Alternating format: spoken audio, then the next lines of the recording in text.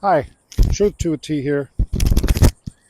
Just wanted to jump on here and do a quick video while it's in my head. You got to be careful with the YouTubers out there. There's an awful lot of deception and lies. I'm here in a shopping plaza. I want to tell you the truth about what's going on. They're talking about the real estate business and how it's going to crash. And there's definitely stuff going on, but it's not for the reasons you think. There's a couple of really successful businesses here. There's a beauty salon which does very well. There's a coffee shop. Coffee shops are doing really well right now. There's also an acai bowl place. People want healthier choices. You know, this is replacing the Dairy Queen, the ice cream shop, whatever, the sweet shop, the sugar sellers. This is the new stuff. They've smoothies and juices and more healthy stuff. But I've watched this particular plaza here go through a complete transition. So now over here you have a bank, a big, huge, giant bank, which, as you know, is a complete unnecessary item. A bank to me is like a newspaper. There's the only people you see in banks anymore are old people, older people than me, and some younger than me, but mostly old people. Most banking now is done online. We're moving rapidly into a digital world. These buildings are completely unnecessary. Every bank in America right now, I need you to understand this. Every bank in America right now could shut its doors and very, very few people would miss them. That doesn't mean that they're gone. That just means that they've moved online and people are doing their transactions online.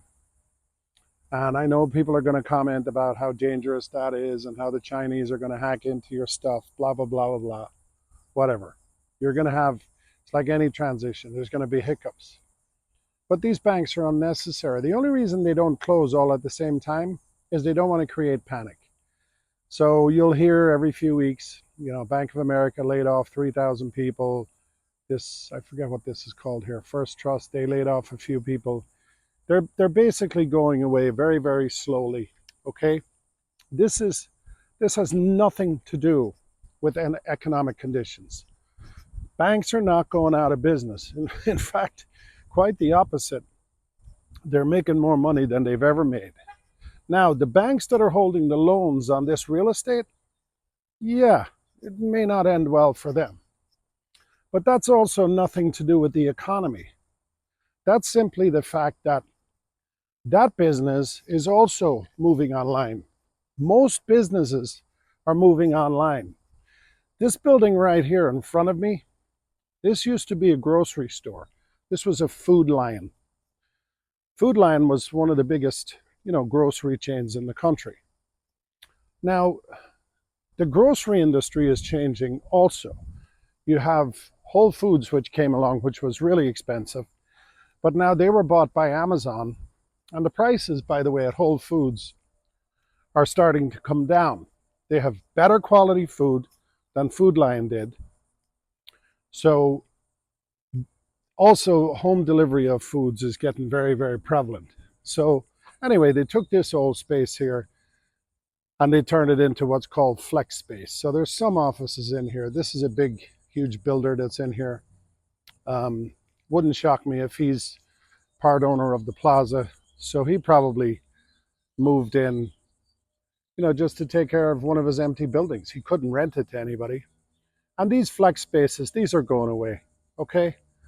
There's no need for offices. There's no need for most offices nowadays.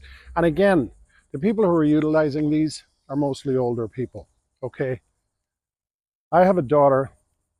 She would be quite happy to have all her food delivered to the house.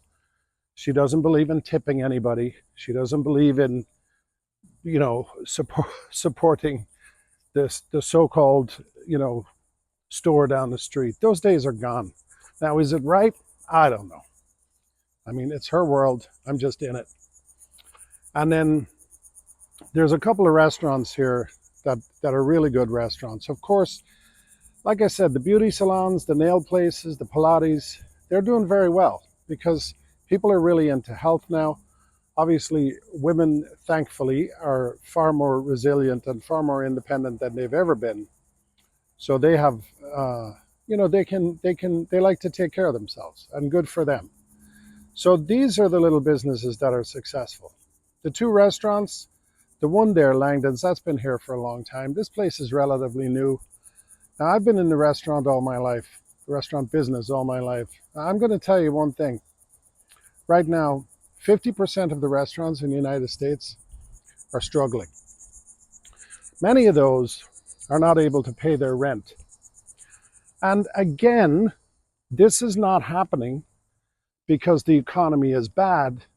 This is happening because people's habits are changing. Everybody is changing the way they eat, sleep, drink, travel, entertain themselves, dress, you name it.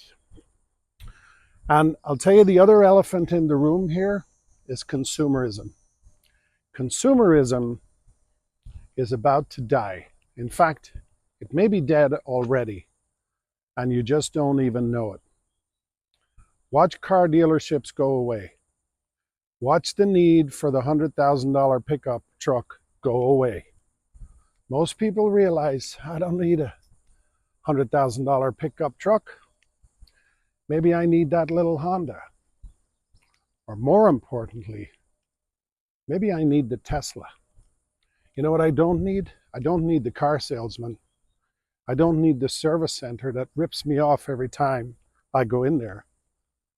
I'll just take that little Tesla over there that has the battery. I know it saves me money all the time. So these people that are lying to you and telling you that the economy is bad, it's changing.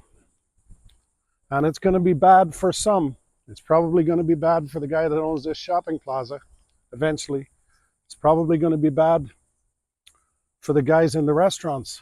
But these banks, they're going to stick it to the property owner, but the banks are going to survive. The people who are buying the cars, they're going to stick it to the dealerships. And I can guarantee you, Tesla is going to survive because they have a whole different model. And the grocery store chains, I don't know if some of them are going to survive, but I'll tell you who is going to survive. Aldi are going to survive. Trader Joe's are going to survive. And so are Whole Foods, because guess what? They're the new grocery stores. They're the new chains. They don't need the same space the old guys did because people are not coming in there. Those people want it delivered to their house. So don't kid yourself, folks. Our country and the world, frankly, is in a transition. And if you want to see the future of America, you need to study what's going on in China. I know people say China is the big bad place. They're the big bad people. They want to come and take us over. Guess what? They've already moved on from the form of consumerism that we still are addicted to in America. But we're catching up. Don't you worry. Anyway, don't let YouTubers lie to you, telling you that our economy is going to go into a tailspin. Industries are going to go into a tailspin, but it's going to be mostly caused by the evolution in technology. Technology is coming fast. Just think of it as the newspaper. You don't need the newspaper anymore. That's for sure. Your newspaper is the thing you're watching this video on right now as we speak. You're going to buy your car on this little device. You're going to do your banking already. You're already doing it on this little device.